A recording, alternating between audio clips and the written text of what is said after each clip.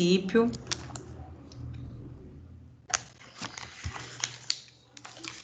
Sejam muito bem-vindos, né, à nossa segunda aula prática da disciplina de microbiologia.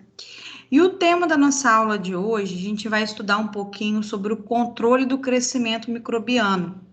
E a gente vai entender como a forma desses micro-organismos, né, como que eles, que são a forma deles no nosso, né, a nível microscópico também. E aí nós vamos entender e aprender alguns métodos para controlar esses micro-organismos. E aí os nossos dois principais métodos são os métodos físicos e químicos, e isso a gente vai ver na aula. E aí na aula de hoje, a gente tem três procedimentos que vão ser abordados na aula. O primeiro procedimento vai ser a lavagem das mãos, que é um meio também de impedir o crescimento dos micro-organismos. A segunda é a ação de antissépticos, como que esses antissépticos fazem a barreira de proteção contra esses micro-organismos. E a terceira, a gente vai ver a ação do calor no controle do crescimento desses micro-organismos, onde o calor entra qual é a participação do calor, né, dentro do crescimento desses micro-organismos, qual é a participação dele. Então, hoje a gente tem três procedimentos para poder a gente aprender, analisar, entender aonde eles entram para beneficiar, né, o controle, né, eles são agentes benéficos no controle desses micro-organismos. E aí eu vou compartilhar o vídeo com vocês, e se vocês não estiverem vendo, se tiver o som baixo, vocês me sinalizem aqui, tá bom? Tá.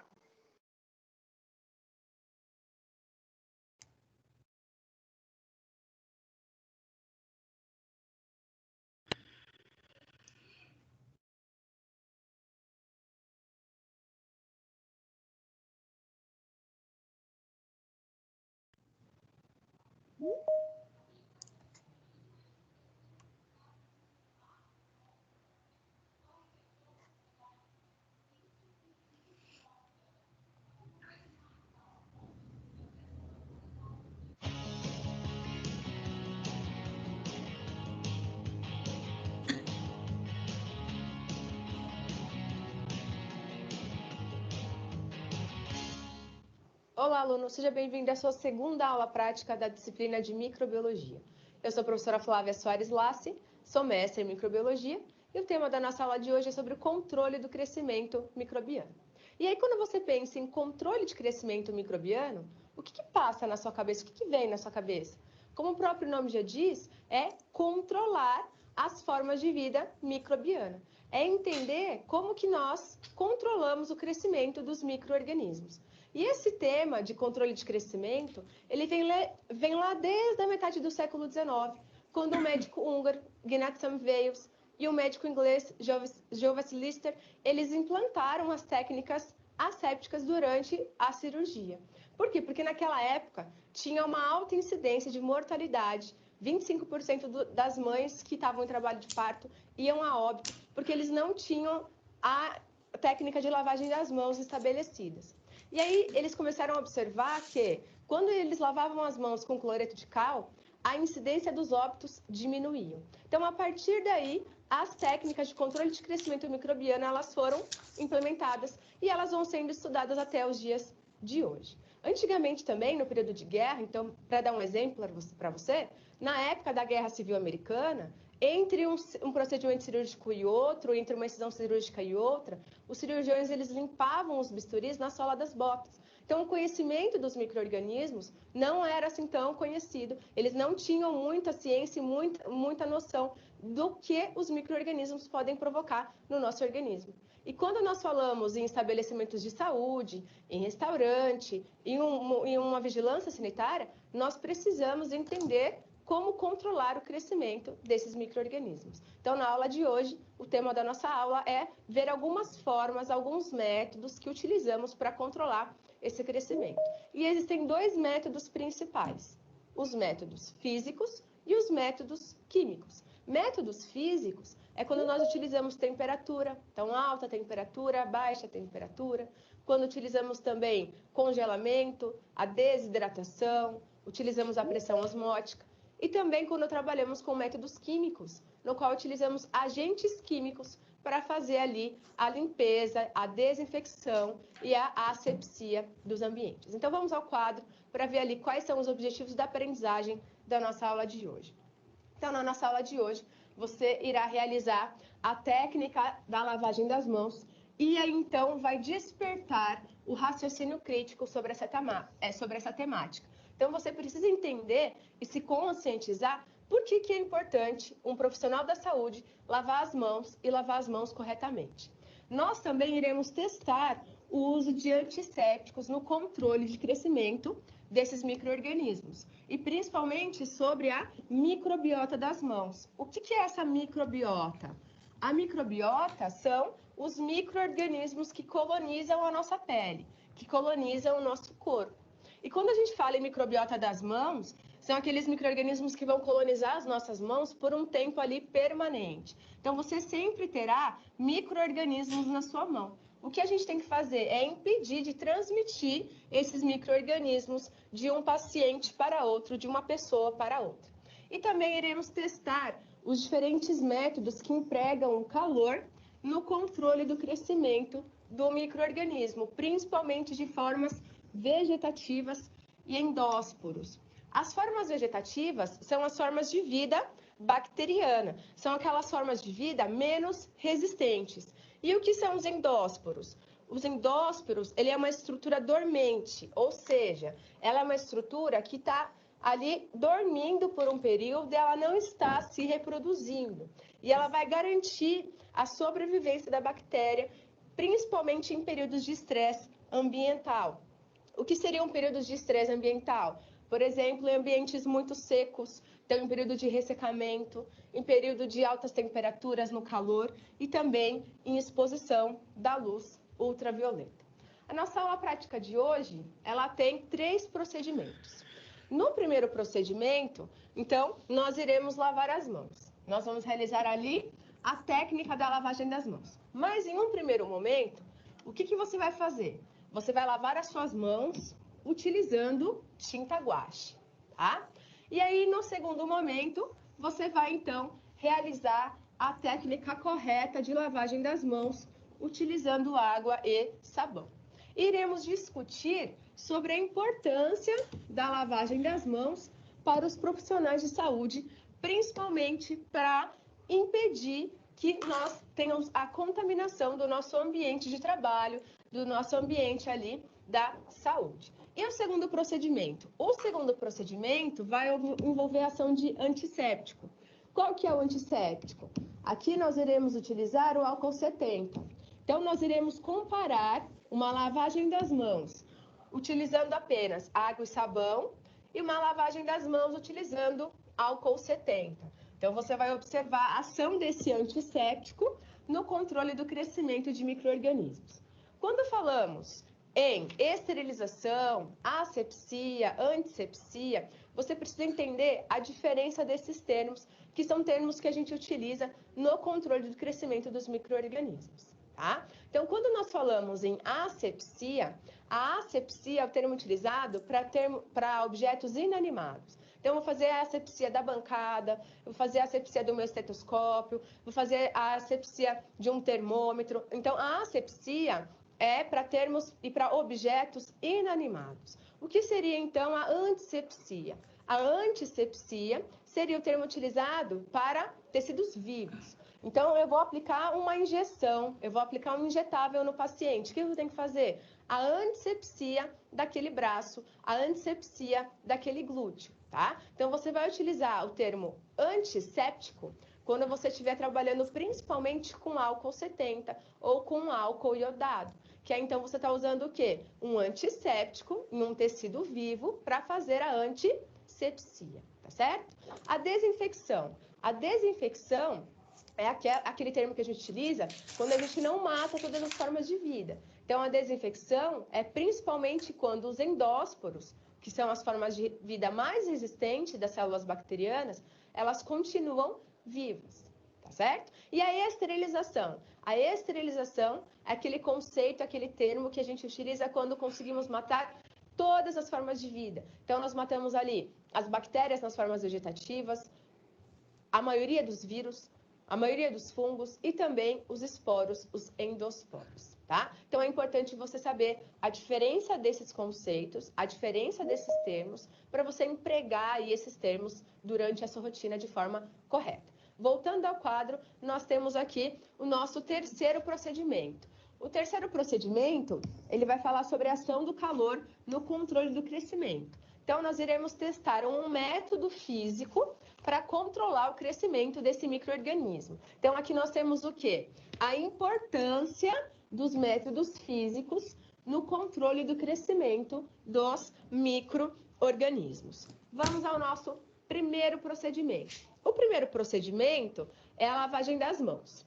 Para realizar esse procedimento, então, nós precisaremos aí de 2 voluntários. E esses 2 voluntários, eles vão lavar as mãos com a tinta guache. O primeiro voluntário, ele vai estar com os olhos vendados. Então, aqui nós temos o caso de uma venda, e esse voluntário ele vai lavar as mãos com a tinta guache, com os olhos vendados. E o segundo voluntário, ele vai estar com os olhos, mas os olhos não estarão vendados, então o olho estará sem a venda, e também vai lavar as mãos com a tinta guache. Qual que é o objetivo aqui? O objetivo é comparar as 2 lavagens de mãos. Então, você precisa aí comparar o resultado de uma mão lavada com a tinta guache com os olhos vendados e de uma mão lavada com a tinta guache com os olhos sem a venda. E aí, então, após a discussão desses resultados, será apresentada a maneira correta da lavagem das mãos. E aí, então, nós iremos aprender como que se lava a mão corretamente. É importante que nesse momento aqui, quando você estiver lavando a sua mão com a tinta guache, que você lave a sua mão da forma que você lava na sua casa, tá? Ou da forma que você lava na sua rotina, no seu dia a dia. Então, é muito importante você não se prender a nenhum cartaz explicativo que possa ter no laboratório ou a nenhum profissional que já trabalhe na área, tá? Então, vamos trabalhar com voluntários que não tenham ali o contato ainda com a área da saúde e que lave a sua mão da mesma forma e com a mesma rotina que lava na sua casa, ou no seu trabalho, ou no seu dia a dia, tá certo? Voltando ao quadro, nós temos aqui, então, o cartaz explicativo.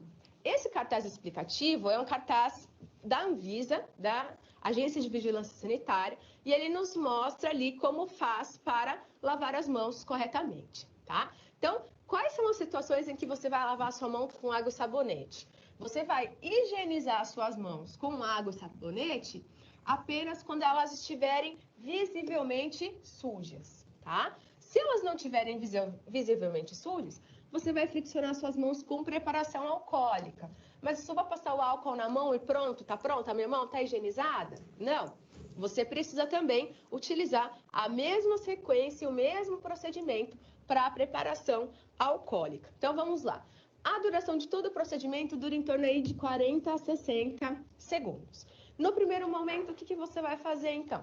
Aqui nós estamos falando de higienização com água e sabão, tá? Você vai lavar as suas mãos, então você vai molhar as suas mãos com água. E aí, então, depois você vai aplicar uma quantidade suficiente de sabonete na palma da sua mão. E aí vai começar a lavagem das mãos. Então, você vai ali ensaboar as palmas das mãos, friccionando-as entre si. Depois, você vai, então, esfregar a palma da mão direita contra o dorso da palma da mão esquerda e vice-versa. Então, você faz aí a palma da mão direita contra o dorso da palma da mão esquerda e depois a palma da mão esquerda contra o dorso da mão direita. Depois, você vai, então, esfregar os dedos e vai friccionar os espaços interdigitais. Então, friccione aqui e esfregue bastante ali nos espaços interdigitais.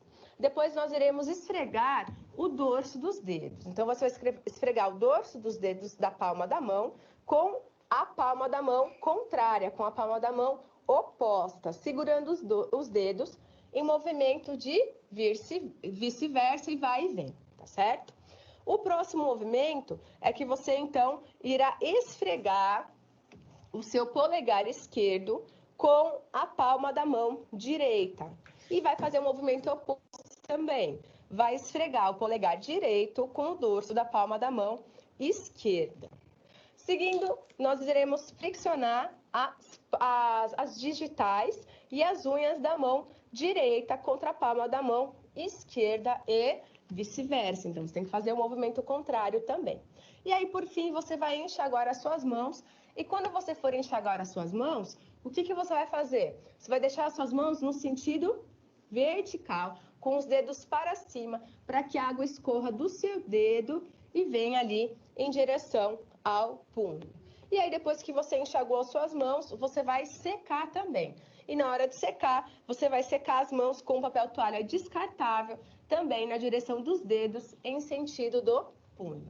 Na hora de fechar a torneira, você precisa ter esse cuidado. Por quê? Porque se essa torneira, ela for uma torneira que precisa de um contato manual para fechar, você vai pegar um papel toalha e vai utilizar esse papel toalha para rosquear, para fechar. E agora sim, as suas mãos estão seguras, as suas mãos estão limpas.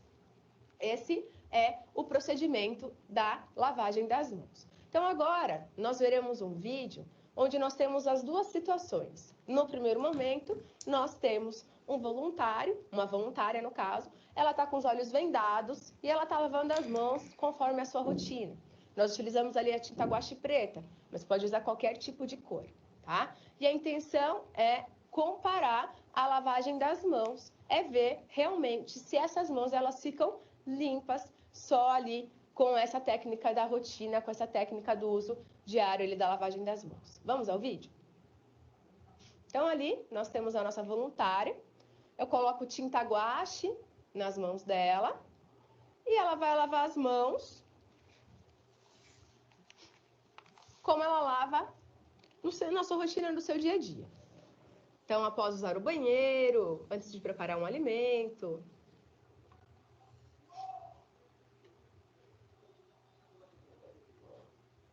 E ela vai lavando as mãos. Então, repare que ela está lavando as mãos de uma maneira normal, de uma maneira comum. E as mãos já estão lavadas. Quero chamar a atenção que existem muitas áreas na mão dela ali que estão sem tinta. Então, se a área está sem tinta, concorda comigo que ali foi uma área que não foi exposta. Então, foi uma área que não foi corretamente lavada.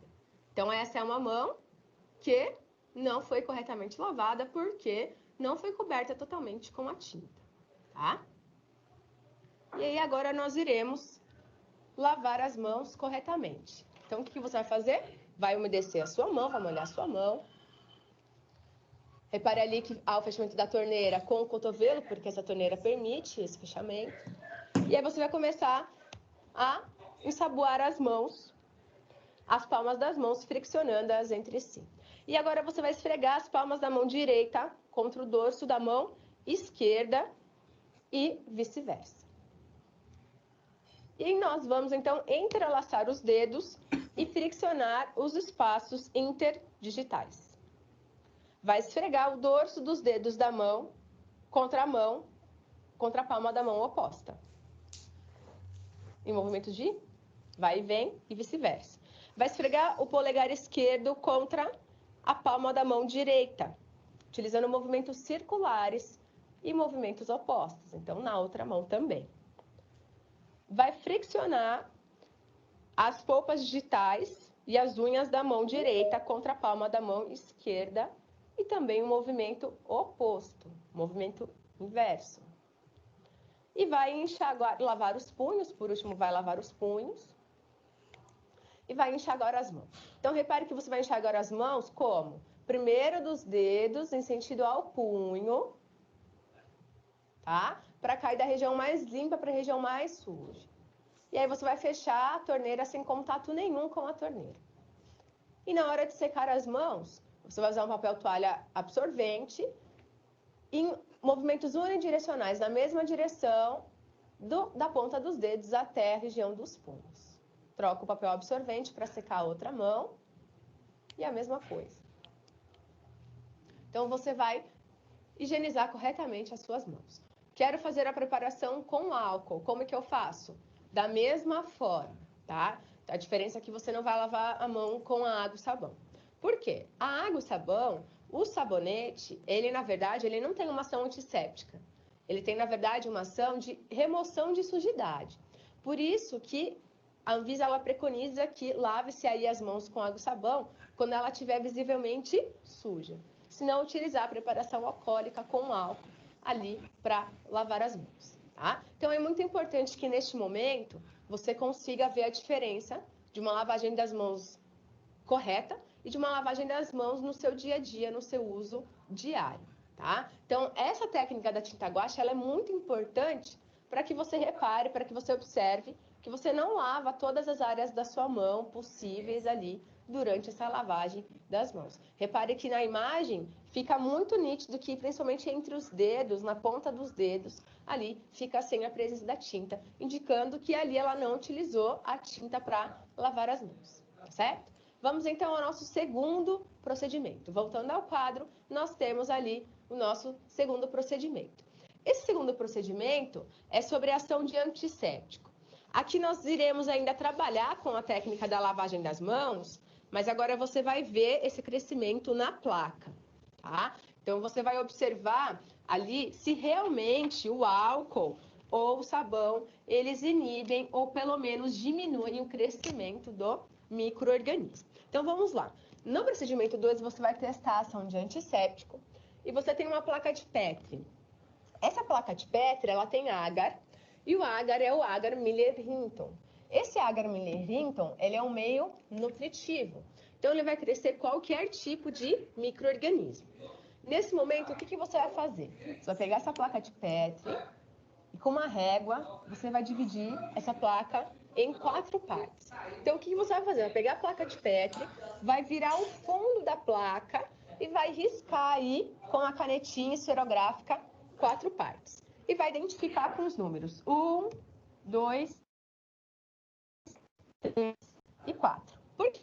Porque na região 1, você vai pressionar levemente o polegar e vai contar 1 minuto. Nessa região 1, você não vai lavar as mãos, de preferência que a sua mão esteja suja.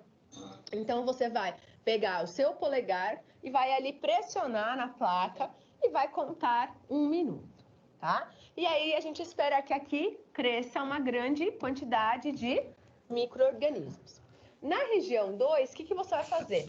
O mesmo acadêmico, ele vai lavar as mãos com água e sabão, vai secar e vai encostar o mesmo dedo na região 2, também por 1 minuto.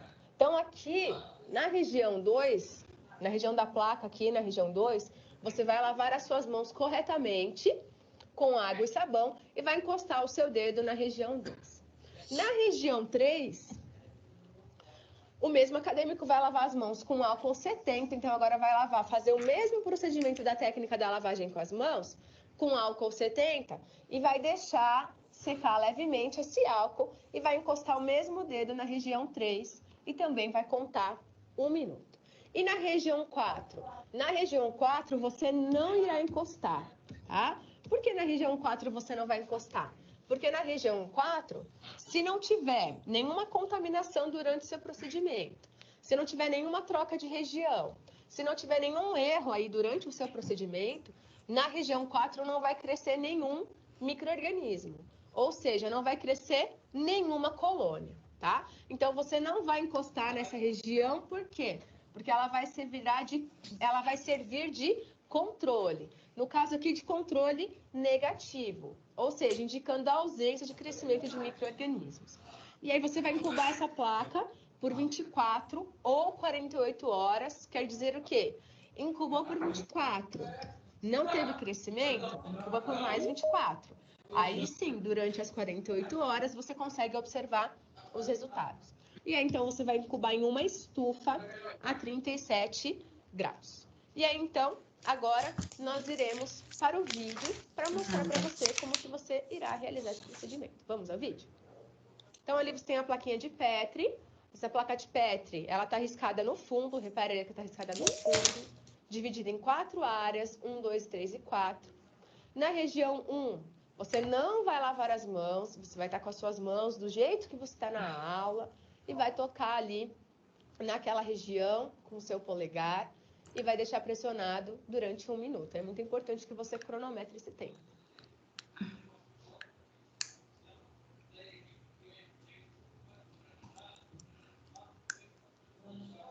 Então, vai contar 1 minuto.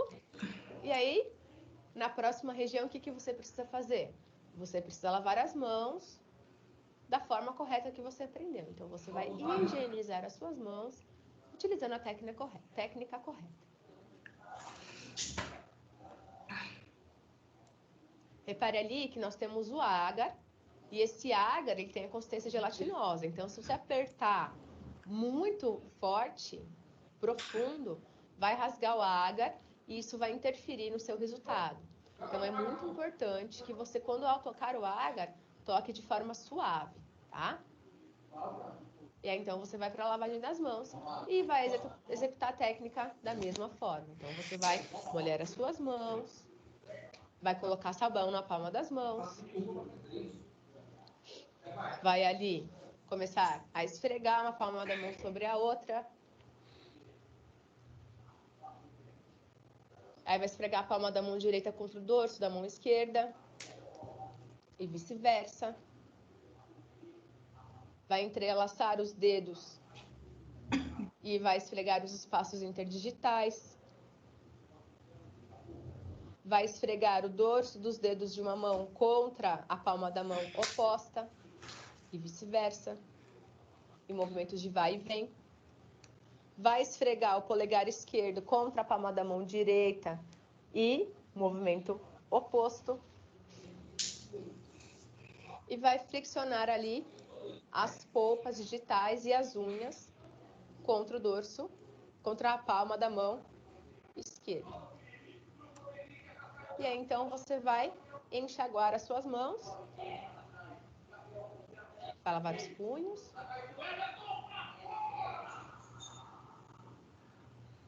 Vai enxaguar suas mãos e vai, então, secar levemente com papel toalha absorvente.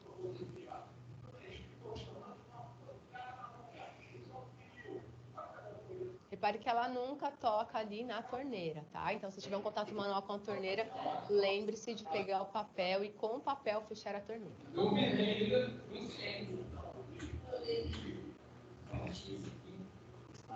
Hoje era bom totalmente mais a Elisa, o irmão dela é a Bel. Então, aí, o que você vai fazer? Você vai pegar o seu mesmo polegar e vai tocar na região 2.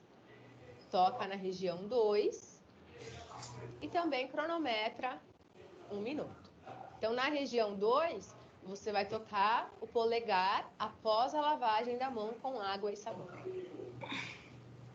Repare ali que a marcação com a canetinha a gente fez aonde? A gente fez no fundo da placa. Então, você não vai rasgar o agar, você não vai cortar o agar, você não vai fazer nada no agar, certo? Você vai fazer com a canetinha no fundo da placa de Petri, ali no vidro mesmo ou no plástico. E é muito importante neste momento, na hora que você está tocando a placa, que a placa está aberta, você não falar, você não conversar. Por quê? Porque às vezes você conversa ou algum amigo seu espirra perto da placa, o que acontece? Vai gotículas respiratórias ali para a placa. Nessas gotículas respiratórias nós temos micro-organismos e vai crescer micro-organismo fora dessa região onde foi tocada.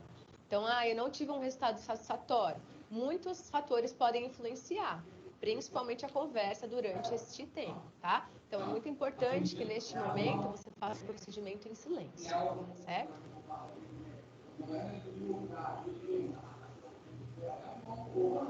E aí finalizou, fecha a placa e vai fazer o mesmo procedimento agora com a preparação alcoólica, tá? O que a gente quer observar? A gente quer observar o que faz a redução dos micro-organismos, aonde tem a maior redução. Se é quando eu não lavo as mãos, quando eu lavo as mãos com água e sabão, ou quando eu utilizo o álcool 70. Então, o mesmo procedimento que você faz com água e sabão, você vai utilizar também com o álcool 70.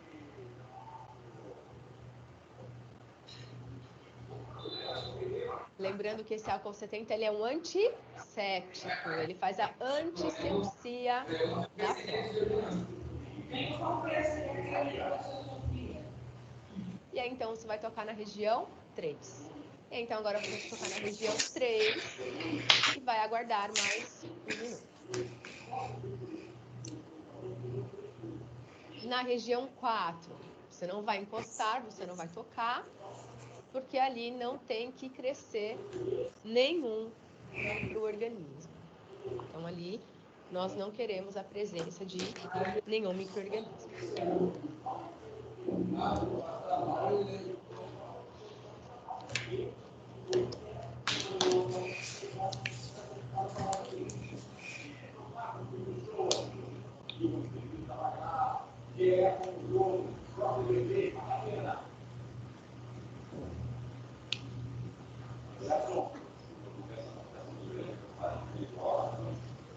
E aí, passado esse tempo, terminou o procedimento, o que você vai fazer?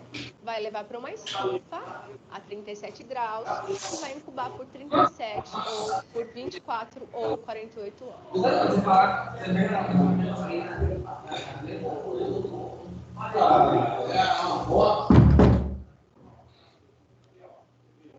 Então, esse é o nosso procedimento 2. No procedimento 2, o que a gente quer observar? A gente quer observar a ação desses antissépticos no controle dos micro-organismos.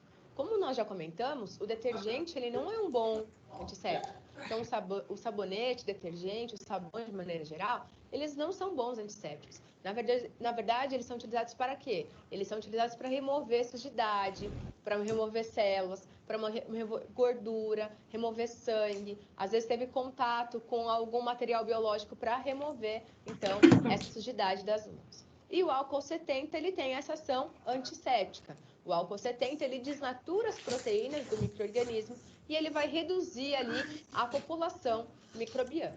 Esse é o objetivo do nosso procedimento 2. Agora nós vamos para o nosso procedimento 3. No procedimento 3, nós iremos testar a ação do calor no controle do crescimento dos micro-organismos. O que é o calor? O calor é um método físico. Ele é um método de controle que vai promover principalmente o quê? Também a desnaturação das proteínas, ou dependendo do tipo de calor, a oxidação das proteínas, vai levando à morte da célula. Se a célula morre, ocorre uma redução dos números de micro-organismos. Então, vamos ao quadro. Nesse procedimento 2, você tem aí 4 tubos de ensaio, tá? Então, você vai identificar esses tubos de ensaio como o número 1, 2, 3 e 4. Esses 4 tubos de ensaio, eles têm um meio de cultura. Esse meio de cultura é um meio líquido e ele é um meio nutritivo, ou seja, vai crescer qualquer tipo de micro-organismo. E esse meio é o caldo chamado Miller-Hinton. Ou também, se não tiver o caldo Miller-Hinton, pode ser utilizado o BHI lactosado. Então, qualquer um desses meios, ele vai ter o mesmo resultado, porque os dois meios de cultura, eles são altamente nutritivos, tá? Então, no primeiro momento, o que você vai fazer? Com o auxílio da alça bacteriológica ou da alça de inoculação, você vai retirar algumas colônias de uma placa de Petri. Nessa placa de Petri, nós temos cultura de Staphylococcus aureus ou Escherichia coli. E você vai diluir em um tubo de ensaio contendo o caldo nutritivo, seja ele BHI, seja ele Miller-Hinton. E aí depois, você vai separar 4 tubos com esse meio de cultura e aí você vai identificar 1, 2, 3 e 4.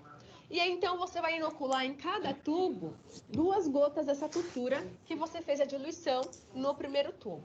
Então, na verdade, você tem um tubo prévio, e esse tubo prévio aqui, ele serve para quê? Ele serve para você fazer um raspado dessa placa de Petri, porque aqui nós temos a placa de Petri, e essa placa de Petri tem muitas colônias. Você não vai colocar todas as colônias em todos os tubos. Então, você precisa ali, primeiramente, diluir essas bactérias. Então, aqui você vai, com a alça bacteriológica, vai retirar uma colônia, e aí, então, vai diluir essa colônia, 1 ou 2 colônias, e vai diluir aqui essa colônia nesse meio de cultura líquida. E a partir desse tubo que você vai, então, inocular nos outros 4 tubos 2 gotas ali desse meio de cultura. Para isso, você vai utilizar uma micropipeta e ponteira. Essa ponteira é uma ponteira descartável e aí nós podemos utilizar aí, nessa transferência, 1 ou 2 gotas. 2 gotas são aproximadamente 10 microlitros. Então, você pode utilizar uma micropipeta de 10 microlitros. O primeiro tubo é o controle. Então, nesse primeiro tubo, você não vai fazer nada. Você vai colocar o micro-organismo nesse primeiro tubo, mas não vai levar para o banho-maria e nem para a autoclave. Você não vai mais manipular, você vai colocar a bactéria. Por quê? Porque nós queremos ver se realmente esse meio de cultura ele está estimulando o crescimento dos micro-organismos. Então, nesse primeiro tubo, as bactérias precisam crescer, tá? Então, o primeiro tubo é o nosso chamado tubo controle. Então, você não vai fazer mais nada com esse tubo, você não vai mais manipular esse tubo. No segundo tubo, você vai levar para o banho-maria. Banho-maria em fervura, então esse banho-maria tem que estar em 100 graus Celsius e vai contar 5 minutos. O terceiro tubo, você também vai levar para o banho-maria, também em fervura, 100 graus Celsius e vai contar 20 minutos. Então, o que você pode fazer neste momento? O tubo 1 você deixa na estante, porque você não vai fazer mais nada com ele. O tubo 2 e 3 você vai colocar em uma outra estante e vai levar para o banho-maria. Por quê? Porque aí você conta 5 minutos, tira o tubo 2, conta mais 15 minutos, tira o tubo 3, porque aí então finalizou os 20 minutos do procedimento. E o quarto tubo, ele será levado para a autoclave, também por 20 minutos, mas a temperatura ali é muito maior, porque na autoclave nós temos uma temperatura sob pressão. E aí, após a finalização desse procedimento, você vai, então, incubar por 24 ou 48 horas a 37 graus Celsius e vai observar os resultados. Quando for para levar para a autoclave, o tutor de sala de você vai levar para você na autoclave, para você não precisar manipular a autoclave, tá? Porque a autoclave, ela funciona como se fosse uma panela de pressão.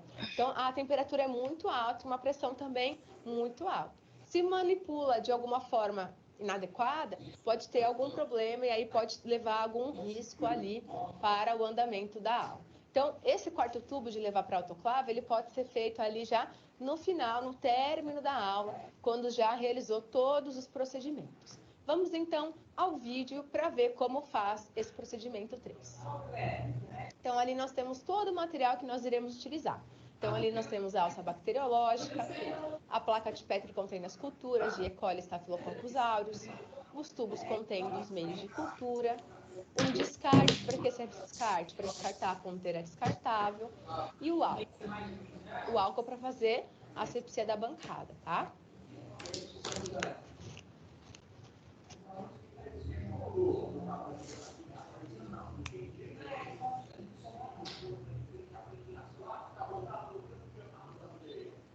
Você tá abrindo os tubos, esses tubos eles estão estéreis, o meio de cultura ele está estéreo, você repara ali que ele está envelopado, e vai identificando com os números 1, 2, 3 e 4. Então, você tem os seus 4 tubos que você vai utilizar para esse experimento. 1, 2, 3 e 4. Lembrando que cada tubo ele tem uma função diferente. Então, você vai ligar a sua chama. Lembre-se que a chama do líquido de Bunsen, ela pode provocar algum acidente, então é muito importante você manipular a chama com muito cuidado. Você vai pegar a sua alça bacteriológica, a sua alça de inoculação e vai realizar a flambagem.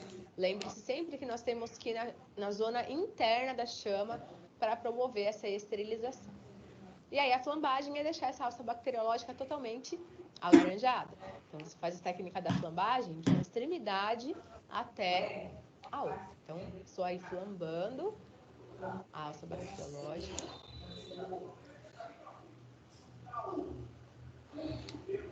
Flambei de uma extremidade até a outra. Vou pegar a plaquinha.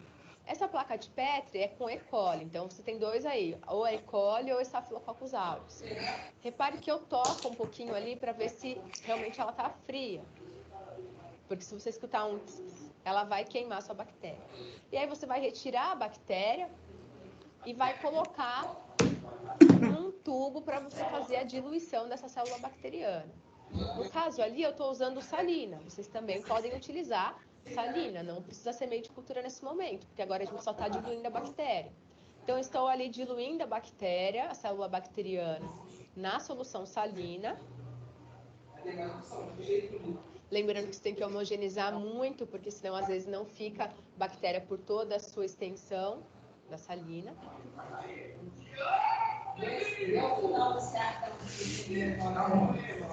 E aí, após o uso, você precisa, de novo, flambar a alça bacteriológica. Então, sempre flambar a alça antes e após o uso na técnica microbiológica. E aí você vai pegar a micropipeta, essa é a micropipeta. Existem várias micropipetas para volumes maiores, micropipetas para volumes menores. E existe também a ponteira adjacente. Então, você precisa combinar a ponteira exata com a micropipeta certa, porque senão, repare o que acontece na imagem, senão ela não encaixa. Então, ela não encaixa, então você precisa pegar a micropipeta certinha para que ela encaixe corretamente. E aí, vai pegar dessa suspensão que você diluiu as bactérias, 10 microlitros.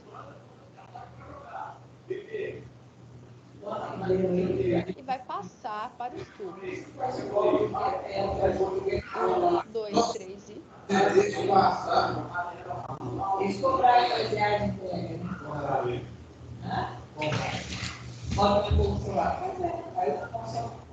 E aí vai colocar e vai se lembrar também de quê? Vai se lembrar de homogeneizar.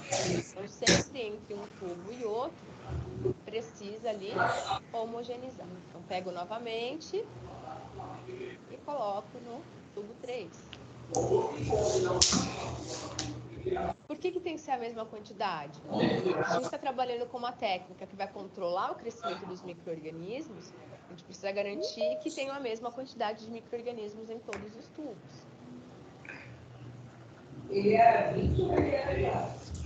E aí você vai colocar no tubo 3, também mais 10 microlitros.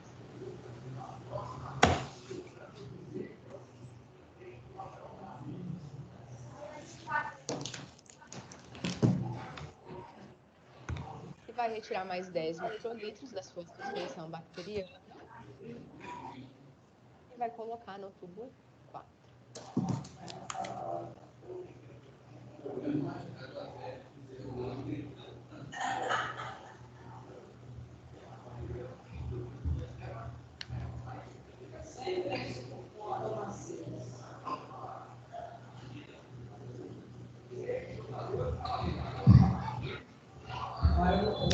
E aí a ponteira você vai descartar. Você precisa de um descarte adequado com hipoclorito de sódio.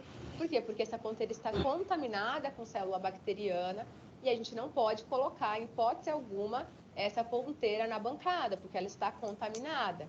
E a gente vai contaminar o nosso ambiente de trabalho. Então, lembre-se sempre de, quando trabalhar com ponteira, descartar essa ponteira ali no descarte. E aí nós temos o banho-maria. O banho-maria ele está fervendo, então nós temos ali um banho-maria a 100 graus. Você vai colocar o tubo 2 e 3 aí neste momento. E aí o tubo 4 ele vai para a autoclave. Então ali nós colocamos os tubos que eles estavam todos na estante, mas você vai levar o tubo 2 e 3 para o banho-maria. Vai deixar no banho-maria fervendo a 100 graus Celsius. E o tubo 4 será levado para a autoclave. Então, o tubo 4 ele será levado à autoclave e aí, então, nós iremos comparar qual que é o melhor método de esterilização. Se é a fervura ou se é a autoclavação. Por quê? Porque na fervura nós temos o calor úmido. Então, repare ali que nós temos calor úmido, por quê? Porque envolve a água. E nós temos ali 100 graus Celsius. Então, a água ela está em ebulição. Só que na autoclave nós temos, além da alta temperatura e também da água, nós temos pressão. E então nós temos um vapor sob pressão. E o vapor sob pressão, ela é a melhor forma de esterilização para os materiais da microbiologia. Então, nesse momento, nós queremos comparar qual que é o melhor método de calor empregado para a esterilização. Se é a fervura ou se é a autoclavação. Então, vimos aqui o nosso procedimento 3 e finalizamos o procedimento 3. Vamos agora aos resultados esperados. Então, o que você espera de todos esses procedimentos que você realizou durante a sua aula prática? Vamos ao quadro. Então, nós temos aqui o procedimento 1. No procedimento 1, você realizou a lavagem das mãos e aí você realizou a lavagem das mãos com a tinta guache. Como você lavou a sua mão de forma rotineira, da mesma maneira que você lava realizando as suas atividades, essas mãos não estará totalmente impregnada com a tinta guache. Então, aqui, nós queremos mostrar que, ao lavar as mãos com a tinta, nós conseguimos verificar quais são as áreas da mão que ainda ficou sem lavar, que ficou ainda sem higienizar. Lembrando que a lavagem das mãos é a melhor maneira, é a melhor forma de evitar a contaminação, de evitar a proliferação de micro-organismos, principalmente em ambientes de saúde. Voltando ao quadro, nós vimos também a técnica correta da lavagem das mãos. Então, nós temos um manual que orienta os profissionais de saúde para a correta higienização das mãos. Por quê? Porque a higienização das mãos é uma das principais medidas de segurança adotadas em um ambiente de promoção e cuidado da saúde, tá? Ela é uma das principais estratégias para a prevenção das infecções relacionadas à assistência à saúde. Então, a lavagem das mãos é uma principal estratégia da gente evitar o quê? A contaminação e a proliferação, principalmente de micro-organismos multiresistentes em um ambiente hospitalar, tá? Então, hoje nós temos esse termo, né, infecções relacionadas à assistência à saúde, que antigamente era chamada de infecção hospitalar. E o termo higienização das mãos, ela engloba desde uma higiene simples, até uma higiene antisséptica, até uma antisepsia cirúrgica.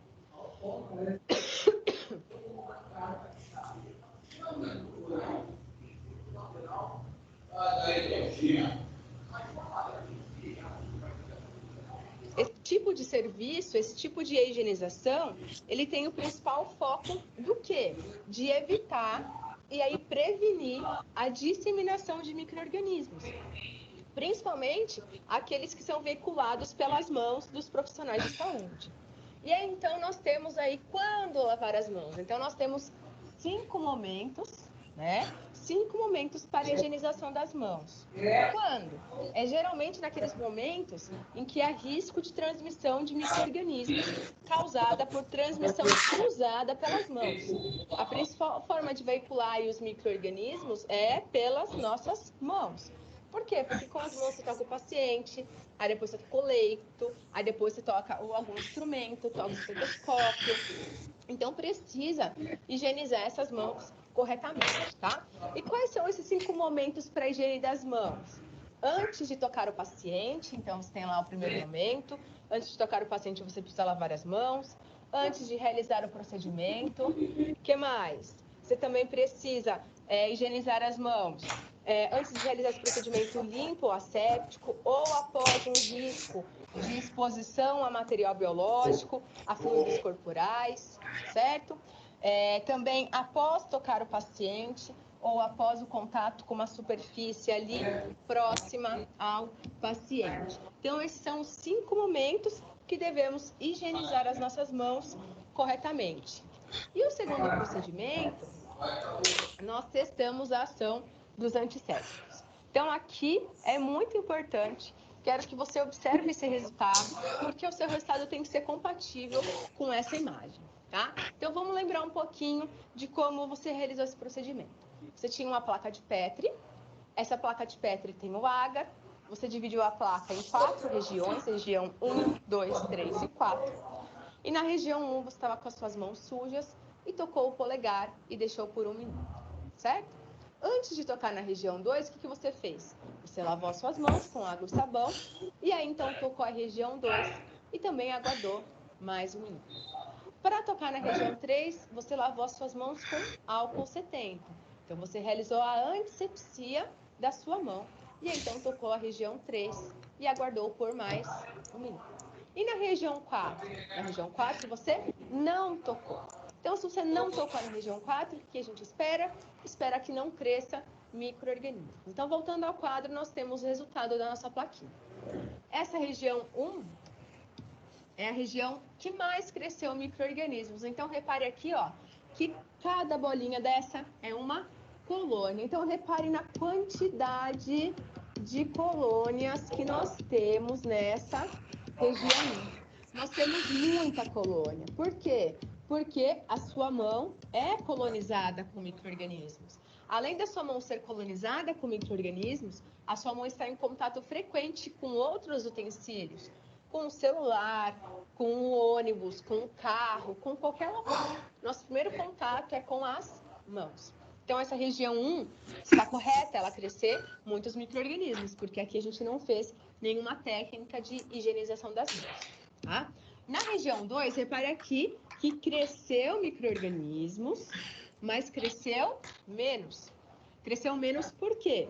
Lembre-se que o sabão, o detergente, ele não é um ótimo antisséptico. Ele vai fazer o quê? Ele vai remover a sujidade das mãos. Então, cresceu colônia? Cresceu também. Mas cresceu, ó, em uma quantidade menor do que na região 1. Isso é um resultado esperado? Isso foi um resultado esperado. Por quê? Porque aqui nós lavamos as mãos. E na região 3? Então, vamos chamar a atenção à região 3. Na região 3, cresceu o micro-organismo? Cresceu também, mas qual a quantidade? Cresceu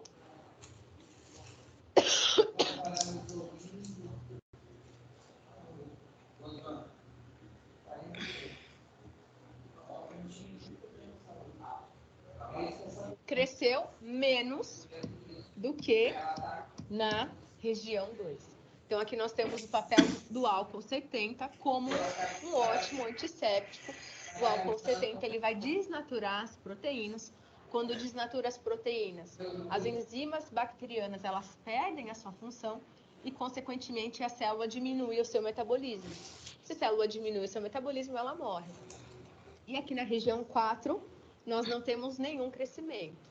Não temos nenhum crescimento, por quê? Porque não tocamos a região e isso mostra que o procedimento foi realizado corretamente, porque não tem nenhum micro-organismo crescendo, tá? Então, lembre-se aí que essa região 4 é o seu controle, é uma região que não vai crescer micro-organismos.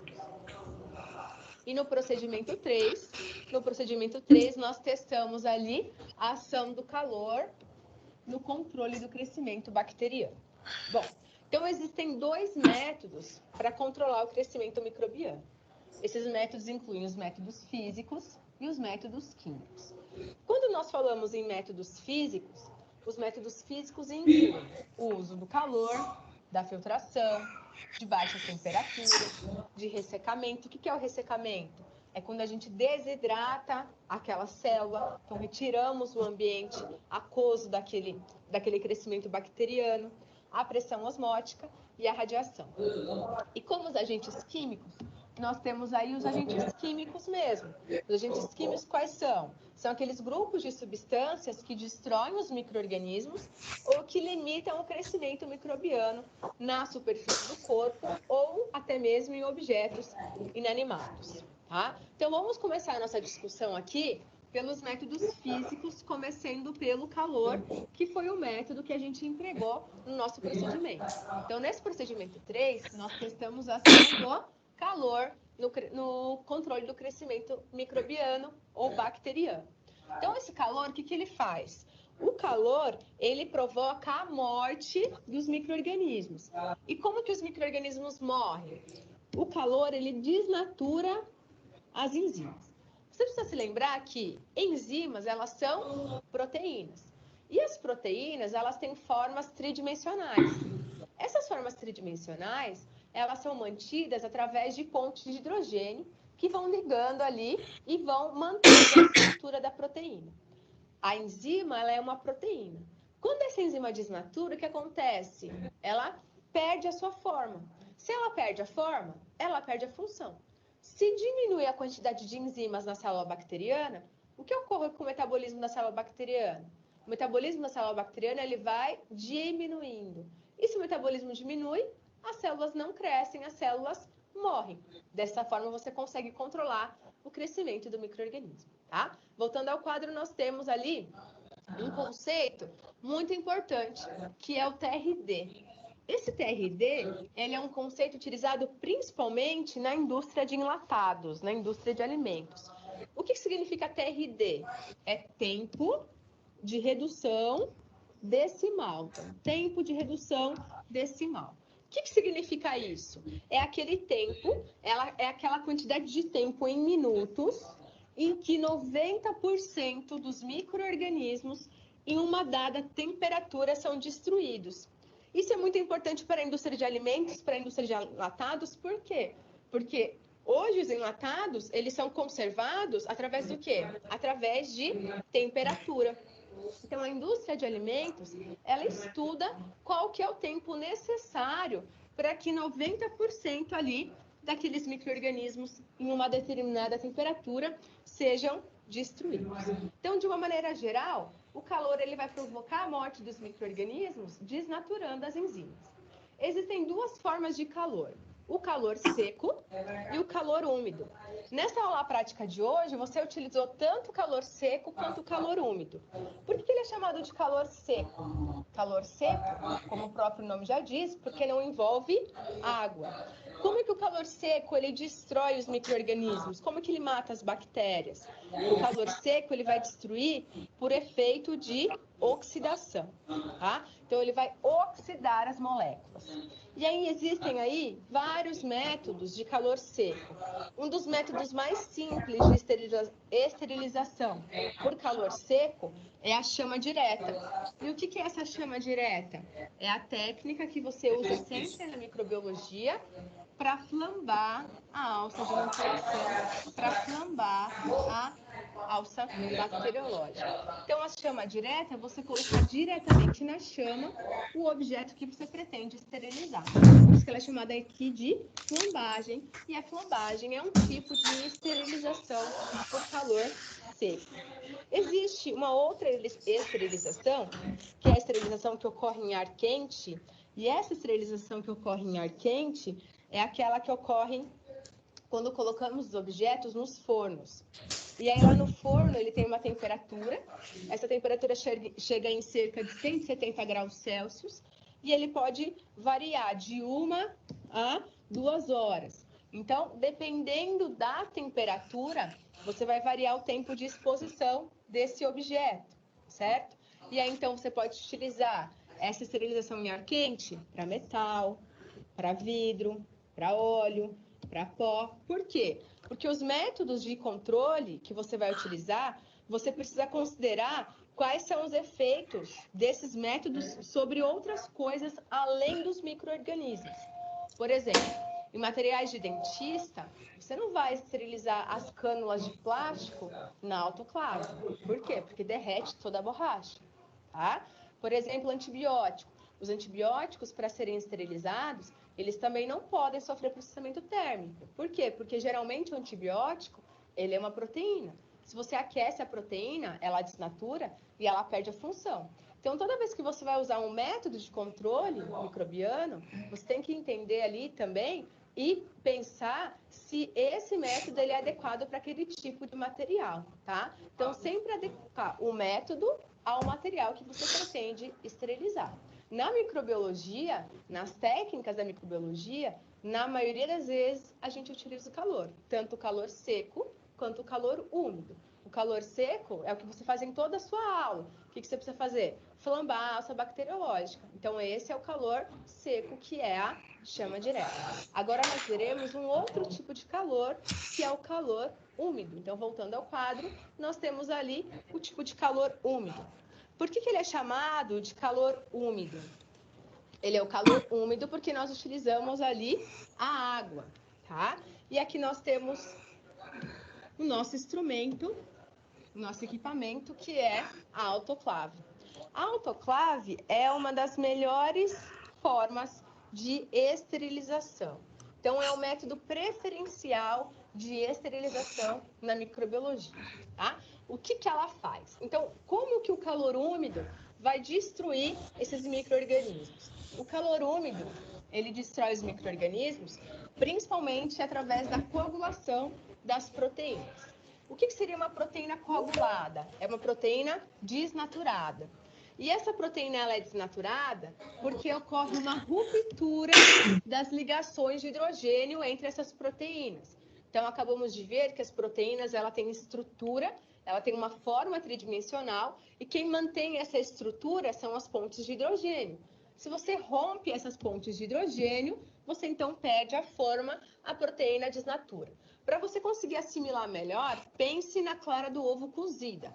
Quando você tem o ovo no seu estado natural, a clara ela é líquida e ela é transparente. Quando você cozinha o ovo ou frita o ovo, como é que fica aquela clara? Ela fica sólida, ela fica esbranquiçada. Por quê?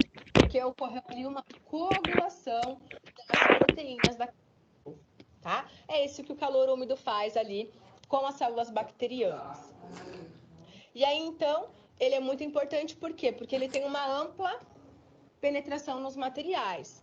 Mas quando que eu vou usar calor úmido? Vai depender do seu tipo de material. Então, acabamos de ver que se você trabalhar com material que tem borracha, plástico, você não pode levar para uma autoclave. Você tem que usar um outro método de esterilização, tá? Aí nós temos um tipo de calor úmido que nós trabalhamos hoje, que é a fervura.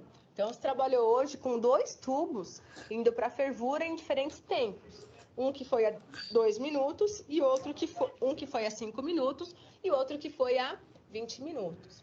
A fervura, ela é um método de esterilização, mas ela não mata todas as formas de vida, tá? Então, ela vai remover ali, ela vai diminuir qual tipo de micro-organismo? Ela vai destruir as formas vegetativas das bactérias, quase todos os vírus e os fungos, e aí em cerca de 10 minutos vai destruir todos esses micro-organismos. Mas o que acontece com a fervura? Os esporos, os endósporos, eles sobrevivem. E esses esporos são a forma de vida mais resistente da célula bacteriana. O que mata o esporo? O que mata o esporo é a autoclavação. Então, é o uso da autoclave. Então, a autoclave é um método de esterilização que remove e destrói todos esses micro-organismos vivos, incluindo essas formas de vida mais resistentes, que são os esporos. Então, é muito importante nós utilizarmos ali a autoclave, tá? O que é a autoclave? A autoclave, ela vai utilizar temperatura, igual a fervura, só que ela permite um aumento maior da temperatura, por quê? Porque nós temos temperatura em vapor sob pressão. A autoclave é como se fosse uma panela de pressão. Então, nós temos ali altas temperaturas, só que só na fervura a gente não atinge uma temperatura maior que 100, maior que 110, maior que 120. Por quê? Porque nós não temos ali a pressão. Então, nós temos ali uma alta temperatura na autoclavação, que são atingidas sobre uma pressão dentro de uma autoclave. E a autoclavação é o método preferencial de esterilização, principalmente em ambientes de cuidado para a saúde, tá? Ao menos que esse material a ser esterilizado, ele possa ser danificado pelo calor e pela umidade, que são o caso aí dos materiais plásticos. Então, nós temos aqui, quanto maior a temperatura,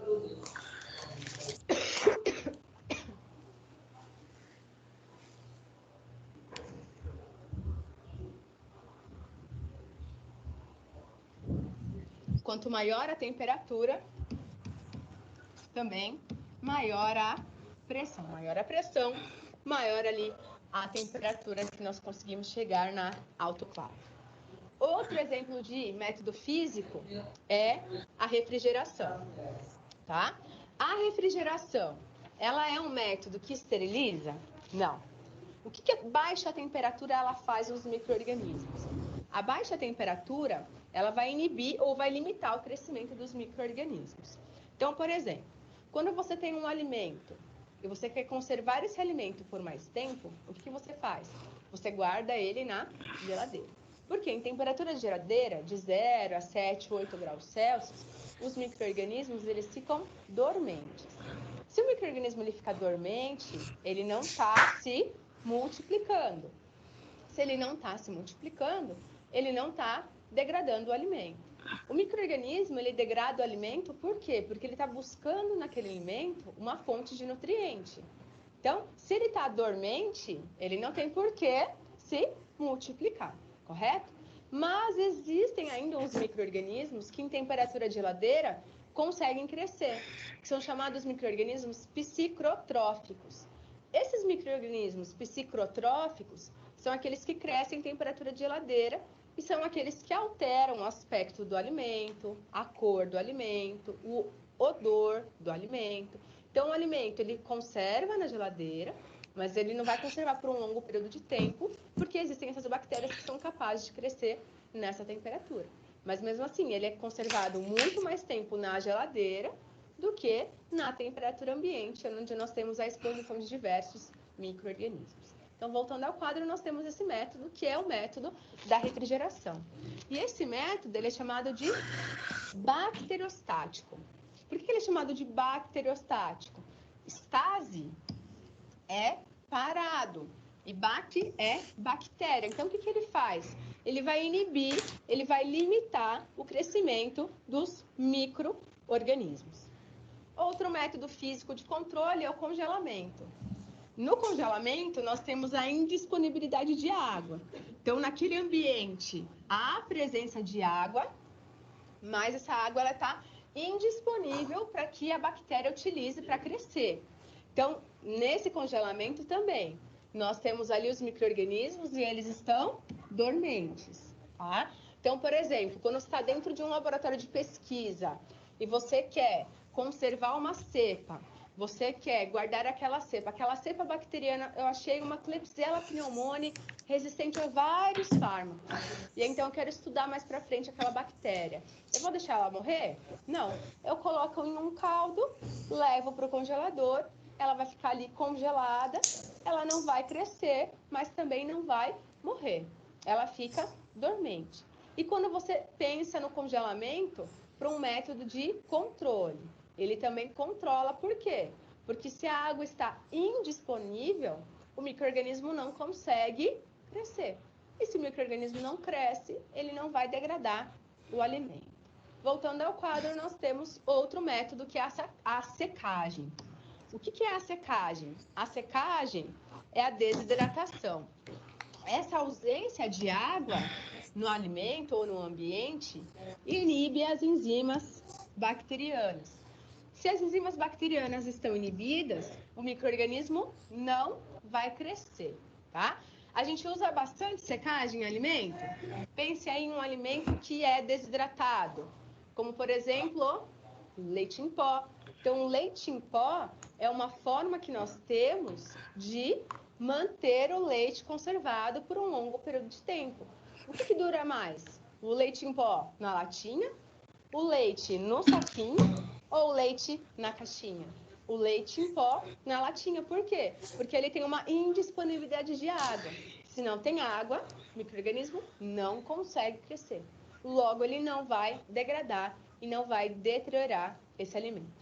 Nós utilizamos também a secagem em laboratório de pesquisa usando a liofilização. Então, você coloca aquele micro-organismo em algum ambiente, num caldo, num meio nutritivo, em algum ambiente que ele possa crescer mais para frente. E aí, então, você vai fazer a secagem de toda a água desse ambiente.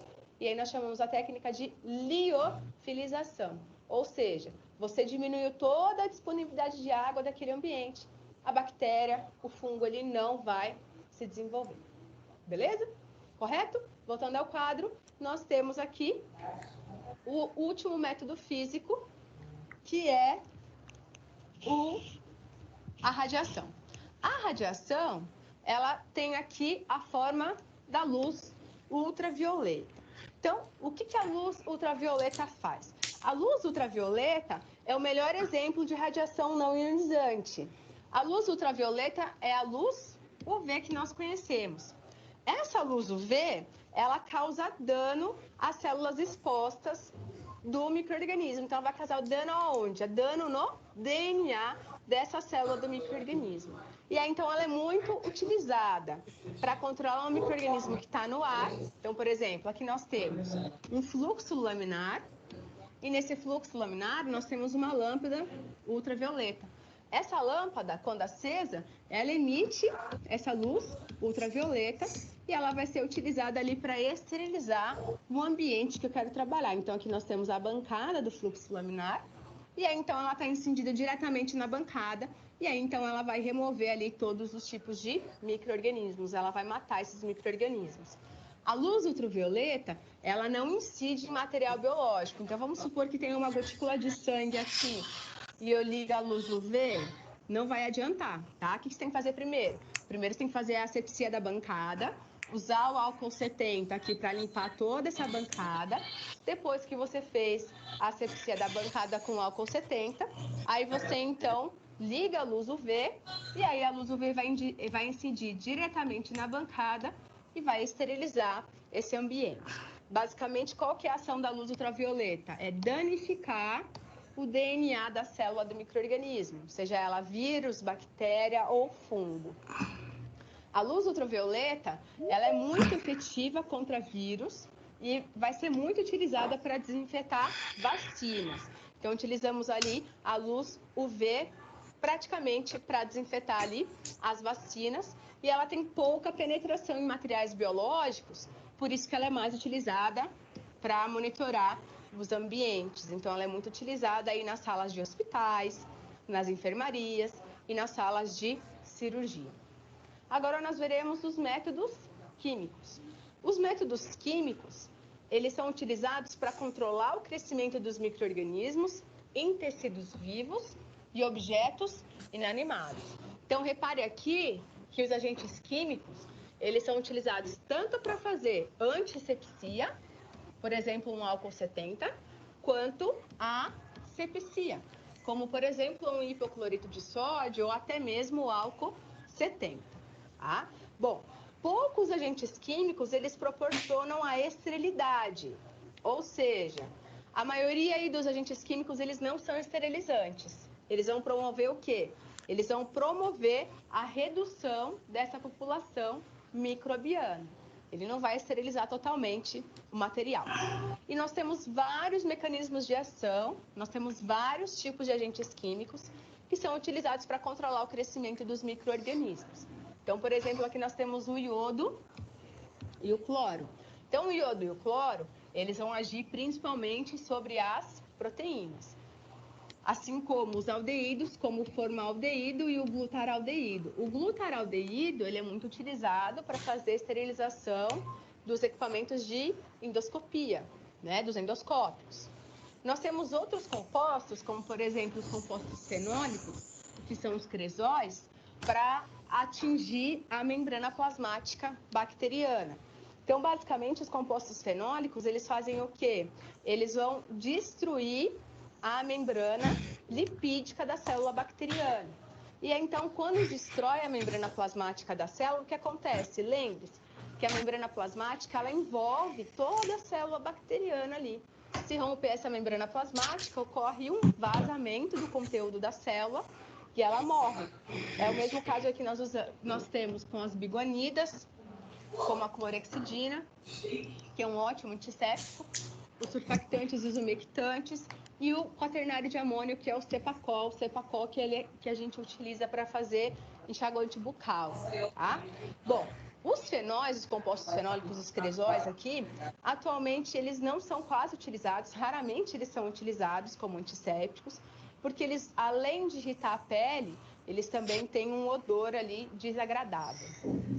Outros agentes químicos são os sabões e os detergentes. Então, o sabão e o detergente, ele tem pouco valor antisséptico. Por quê? Porque ele não vai matar o micro-organismo, ele não age ali na célula bacteriana. Qual que é a principal função aí dos sabões e dos detergentes? É mesmo a remoção mecânica desses micro-organismos através da esfregação, tá? Nós utilizamos muito metais pesados. Então, pensei que nós temos uma pomada chamada sulfadiazina de prata, muito utilizada para tratar as queimaduras, que tem aqui um metal pesado, que é a prata. qual que é a função desses metais pesados? Vários metais pesados, eles são utilizados como antissépticos ou biocidas, principalmente a prata e o cobre. Por quê? Porque esses íons metálicos, eles vão se combinando com os grupos sulfidrilas nas proteínas celulares e vai ocorrendo a desnaturação das proteínas. Lembre-se que uma proteína desnaturada é uma proteína coagulada, é uma proteína sem forma, é uma proteína sem função. Os álcoois também são muito utilizados, lembrando que o principal álcool que a gente usa é o álcool 70, né? Mas ele pode variar aí em torno de 65% a 70%. E aí ele também promove a desnaturação das proteínas. As proteínas coagulam e a célula bacteriana morre. Também temos os agentes oxidantes, que vão romper as pontes de sulfeto das proteínas. O que é uma ponte de sulfeto? É quando nós temos sulfeto ligado nessa proteína e está mantendo essa proteína ligada através dessas pontes de sulfeto. E o principal agente que rompe essas pontes de sulfeto é o perexal, é o ácido peracético e o peróxido de hidrogênio. E os agentes alquilantes, que vão promover a destruição dos ácidos nucleicos. Então, repare que os agentes químicos, de uma maneira geral, eles vão atuar onde? Eles vão atuar na desnaturação das proteínas, as proteínas coagulam e a célula morre, ou eles atuam a nível de alguma estrutura da célula, como, por exemplo, a membrana plasmática. A membrana plasmática, ela envolve a célula. Se essa membrana plasmática, ela rompe, o que acontece? Ocorre um vazamento de todo o conteúdo da célula, e aí a célula acaba morrendo. Nessa aula de hoje, nós...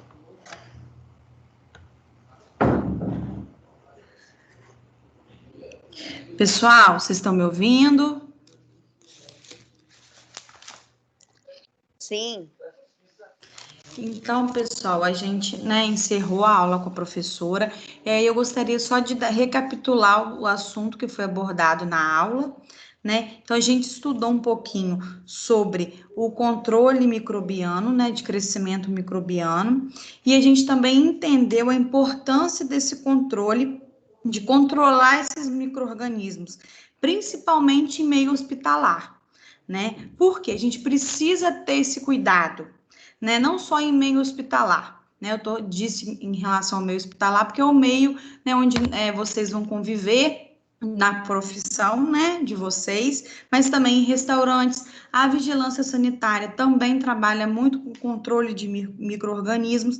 Então, o objetivo é o quê? É impedir que eles contaminem e se proliferem. Então, nós, como profissionais de saúde, né, vocês como futuros profissionais de saúde, vocês precisam se atentar para isso. Então, nós, como profissionais de saúde, que a gente cuida de vários pacientes, a gente o quê? A gente pode levar, né, proliferar esses micro-organismos de um paciente para o outro. Então, a gente manipulou um paciente agora, né, sem lavar nossas mãos. O que acontece? A gente está levando esse micro-organismo, né, uma bactéria, para esse paciente. E aí a gente vai para outro paciente. A gente, sem lavar as mãos, a gente está levando esse micro-organismo para o outro paciente, né? Então, isso é uma cadeia de transmissão. Então, a gente precisa se antenar para essas técnicas assépticas, a gente precisa se policiar, né? Que eu digo que é a questão do hábito mesmo, de lavagem das mãos, que é algo tão simples, mas que tem um benefício, traz um benefício muito grande para nós, enquanto profissionais, e principalmente para aqueles pacientes que a gente está cuidando. Então, a gente precisa se atentar para isso. E aí, a professora trouxe 3 conceitos muito importantes que a gente precisa também ter na nossa cabeça, né? A diferença de asepsia, né? O que é asepsia? É a gente o quê? Realizar limpezas de objetos inanimados, né? Ou de uma bancada, de um esteto, né? Do nosso aparelho de uso em geral. Então, isso que é a asepsia. A antissepsia é o quê? É os tecidos vivos, né? é o que a gente vai aplicar um injetável no paciente, realizar uma injeção no paciente. Então, a gente precisa o quê? Fazer a antisepsia daquele local antes de aplicar. Então, a gente está o quê? Lidando com seres vivos. E aí, trouxe também para a gente o conceito de desinfecção, né? O que acontece com a desinfecção? Ela consegue matar aquelas bactérias menos resistentes, né? E aquelas mais resistentes, elas continuam vivas. Então, isso é uma desinfecção. E aí, a gente tem também a esterilização, que consegue matar todas as formas de vida das bactérias. Então, vocês precisam ter esses 4 conceitos em mente. Eu acredito também que vai até cair na prova esses 4 conceitos, porque é algo que a gente precisa saber diferenciar, né, um do outro. Então, pessoal, basicamente, né, o objetivo da nossa aula foi esse, mostrar a importância da gente manter os nossos hábitos assépticos de forma correta para evitar mesmo a infecção hospitalar, a proliferação de contágio, né, de micro-organismos de um paciente para o outro. Vocês querem falar alguma coisa?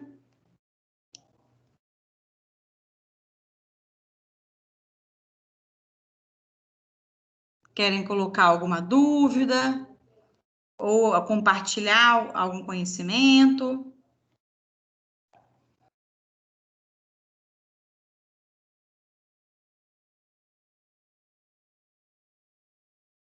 Não, pessoal? Tá tudo claro?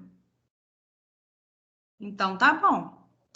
E aí a gente encerra nossa aula 2 hoje, nossa aula prática 2 de hoje. As pessoas que, né, os alunos que ficaram incumbidos de realizar o relatório, podem entregar até na segunda-feira, tá? Pode mandar foto para o meu WhatsApp.